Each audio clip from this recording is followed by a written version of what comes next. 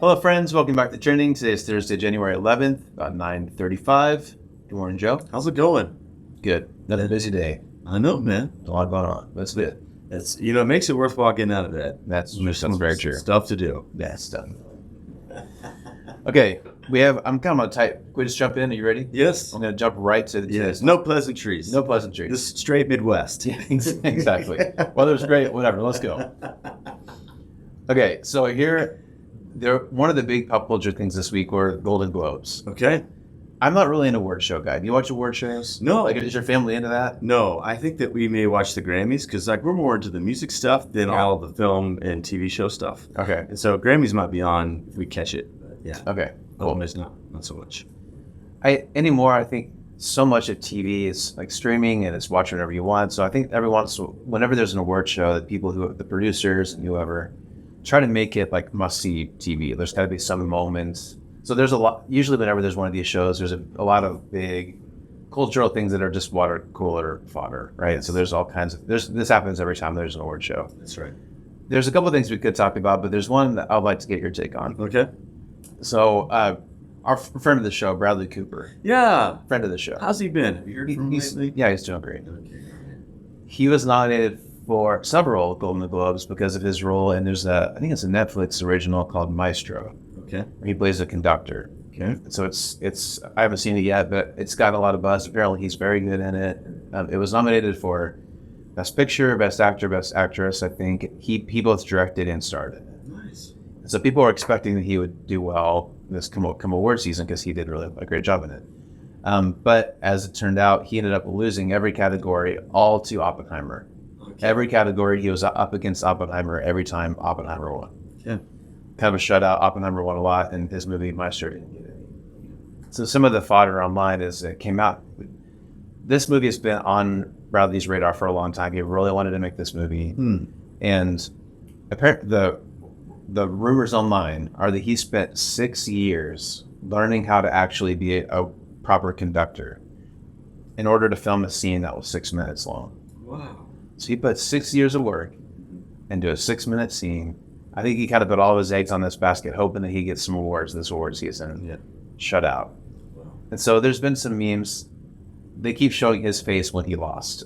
Oh, okay. Oh, no. And you can tell he's clearly disappointed. This always is so hard. Yeah. When they put the loser on screen right next to the winner, what are you supposed to do when you're on national TV losing? That's a hard moment, right? Yeah. So there's been some memes about, poor Bradley Cooper. He lost again. And a kind of similar thing happened years ago when he directed and starred in American Sniper, another big movie he was in. He also lost. He did win, and he got Globes for that award. So a lot of build-up. There's just been a lot of buzz about.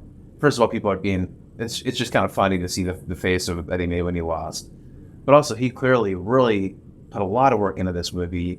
6 years of work for one 6-minute scene. He's got to be heartbroken, right? Yes. So we can talk about whatever you want about that, but I was just curious. One thing we haven't really talked about. What's your Joe Skillen philosophy, theological take on how should we respond when we're just very disappointed about something? When things don't go our way, if we put years of our life into something and it just crumbles, that's a hard moment for all of us. It is. Yeah, and if we're on live TV dealing with it, it's even worse. So what advice do you have for our friend Bradley Cooper? Wow. Okay. So I think maybe the boilerplate answer is to manage expectations, and maybe somebody could have pulled Bradley aside, coached him, like, hey, you need to manage your expectations here. Oppenheimer was, a movie that people were anticipating. Yeah.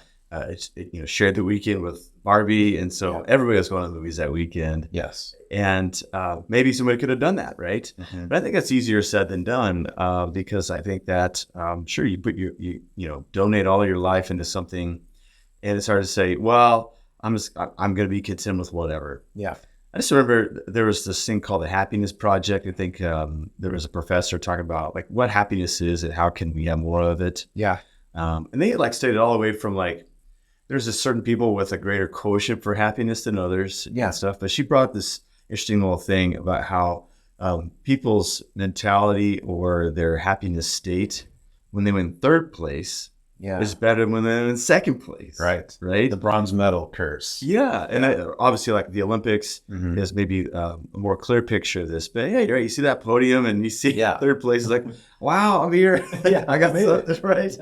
And the second place is just crushed because they know they're pretty close of taking home gold. Right. And so I think this could be one of the effects of it is if he could have managed his expectations a little more, maybe he would be as crushed. Yeah. But I think maybe what we can say once again, and stop us if you heard it, but I just go back to this whole David Brooks idea of working on your resume versus your eulogy, right? Yeah. Like there are certain things that we do for work or craft that obviously we'd like to see some sort of a results for the like occupation, vocation, part of ourselves. And then there's something that's working on our character, the person that we're becoming. There's obviously a Venn diagram where there's an overlap of the stuff that we do at work is shaping who we become. And so as maybe Bradley Cooper could have been managing his expectations into the run-up of this, he could say something like, I hope that I come away with something because we all worked hard. I worked with great people and this project was wonderful. And that all of that, yes, I hope that there's some accolades attached to this motion picture forever. This would have been great if you could have received some coaching, maybe he did, along the way to say, hey, like try to reckon with who you were before this project and who you are now. So if you come away with nothing, could you still like go to bed at night and say, I still would do that all again? And maybe that's the part of the managing expectations that any of us can go on, which is, yes, I think the work that I'm doing is important.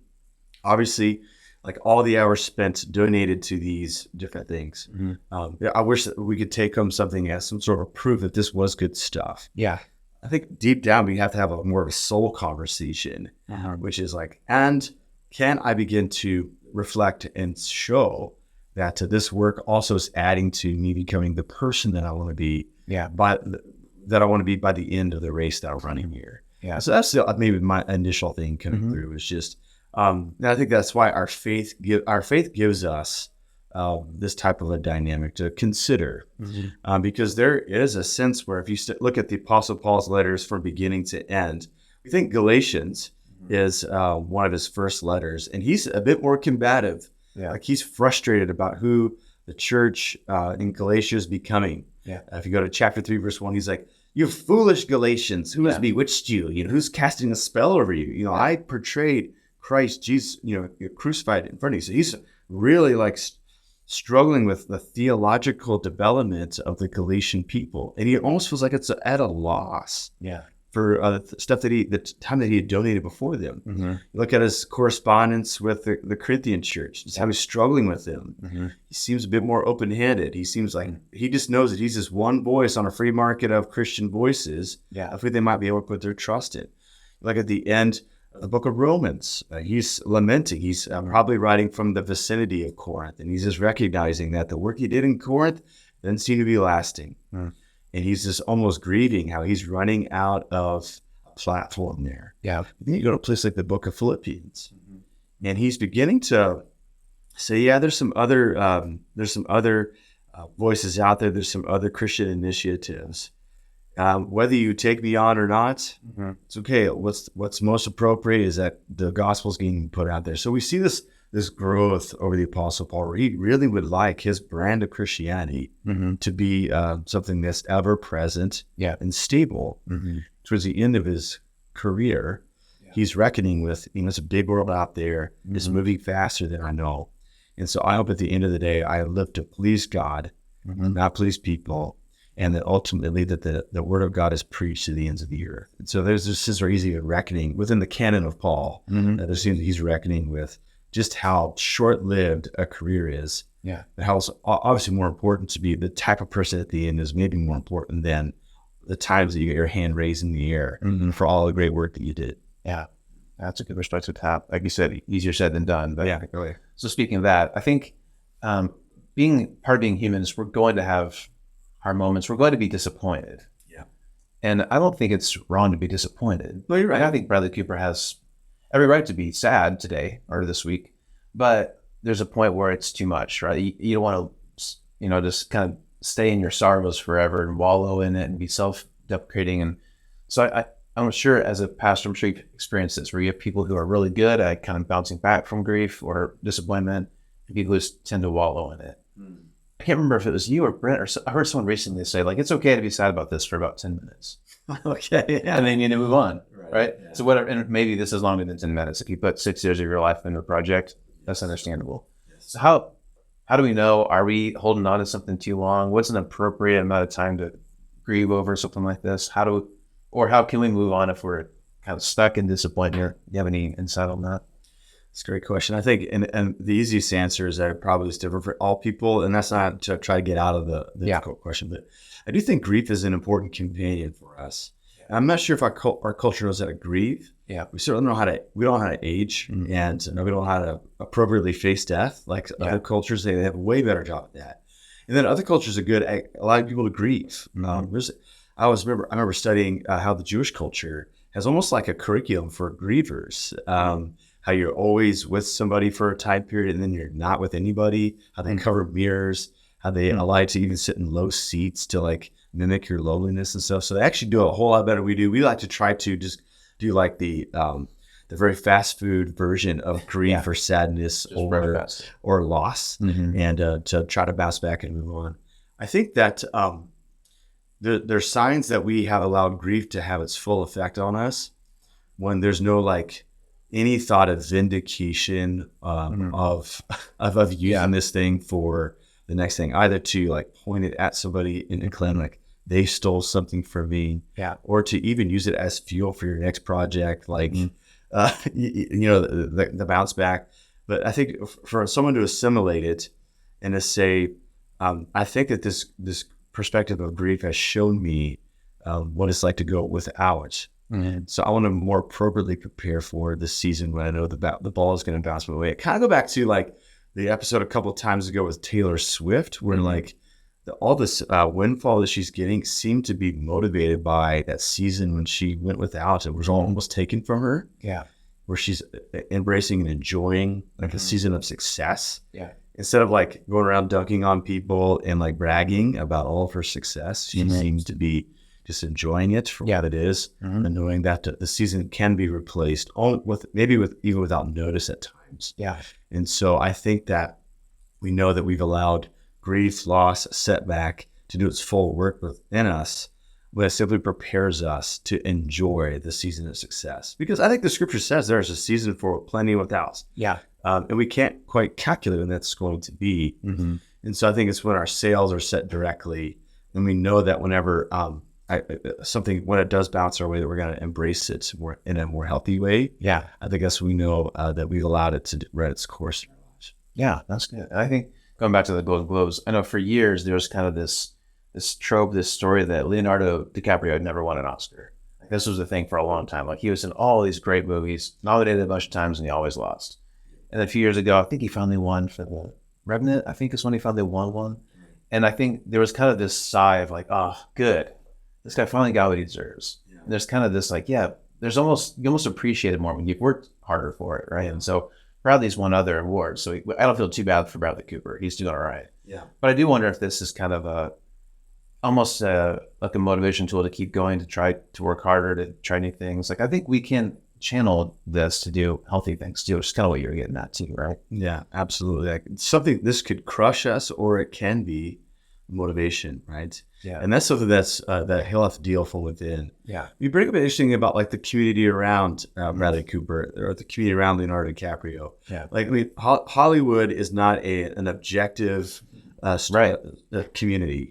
So therefore, it could have been the case where like Oppenheimer was just poised, and for that reason, it just captured the moment. Yeah. And there probably are film critics who say, no, like Maestro is actually a better film on its head than Oppenheimer was. And so I just think that I think this is where the wisdom tradition could aid anybody who feels like they are just going within this community, within this structure. And they could just say, hey, this could be a good thing, or it could be a bad thing. Who knows? That's why you have to show up tomorrow. Yeah. So I got to keep on, digging deeper and find the next project. Yeah. Work on it and allow this stuff to build a stamina within you. Face those award shows, face that community once more. Yeah. And I think that'd probably be the best moment. Not only do you create something good, the community affirms it around it like that'd be a powerful moment for Bradley Cooper in the days ahead. So let's hope that it's around for him. Yeah. In the next season of the award accolades when they hand those out. Yeah. Yep. That's good. And disappointment is so common. All of us know disappointment feels like. So that's one, I think one of the good things about pop culture, the good things about what I love about what we're doing here is we can take things that are happening in the world that we'll never experience in the Golden Globe. So we can take lessons from it. So that's what we're trying to do here. So I hope that whether you're on the Golden Globe stage this week or not, you can there's always things that we can learn and ways to find encouragement in this difficult seasons. And I see this like even as like a 12U hockey coach. You know what I mean? Yeah. Mm-hmm. These kids that we're coaching, they put a lot of hard work in, and because of they want to do well, and when they don't win, like they have to deal with it. We kind of see like the range of emotions in a locker room. But there was a game that earlier this year where we got outplayed and beat, and everybody shakes hands. Yeah, and I love that. But then what I love about what they did, it was our own tournament. Mm-hmm. We got a big scoreboard in the middle of the rink. Yeah, and what I loved is that they wiped the score and the time off even before the handshake was over. Oh, yeah. And I was able to pull Ezra aside and say, Ezra, look, man, that score's already gone. Yeah. Yep. And I think it's true for life, too. Mm-hmm. It's only true that it stays on if we allow the inner critic inside to remind us of the scoreboard. But if we can say, no, I've learned from this, I'm going to go on to the next one. Yeah. Then I think that we can be motivated properly. Yeah. It's when that inner critic is allowed to have a megaphone that I think that we can place where it's not so dull. Yeah. And so I think that we have to dial in with a good spirituality, particularly like spirituality Christianity, which talks about how mercies are new every morning. Yeah. The work that God began in us, He's going to carry to its completion. Yeah. I think that we actually have a buoyancy in disappointment to be prepared for the next season. Yeah, that's good. Awesome.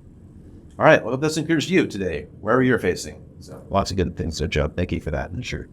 Any closing thoughts? Not really, man. I guess it's going to be cold this weekend. Yeah, it's so very cold. Bundle up. We got good things going on here at Ridgepoint. We're doing a discipleship series called Second Mile. We're talking about what it means to not just have a profession of faith, but living out the faith for the duration of life. And so hope that you can tune in if you're in town, show up for worship. If you're not here, of course, you can check online, catch up with what's going on. But we got a lot of great stuff plugging in the new year. Yeah, it's going to be a busy year here at Ridgepoint, but lots of good things are happening. So with that, hope you have a great day, great week. Bradley Cooper, we're rooting for you. Yeah, man. Have a great week. See you next time. See you.